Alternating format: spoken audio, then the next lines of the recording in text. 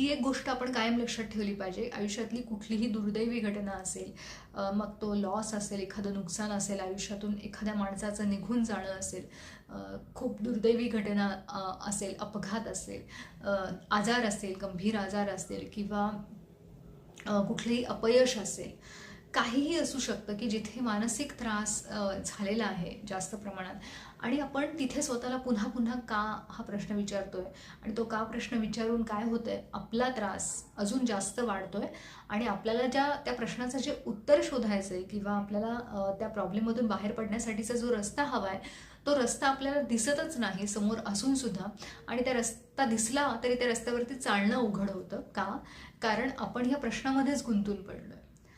आपल्याला प्रश्नामध्ये गुंतून न पडता किंवा त्या प्रश्नाची चिकित्सा न करता एखादी गोष्ट माझ्या वाट्याला का आली, यायलाच नव्हती पाहिजे, हा विचार करण्यापेक्षा आता ती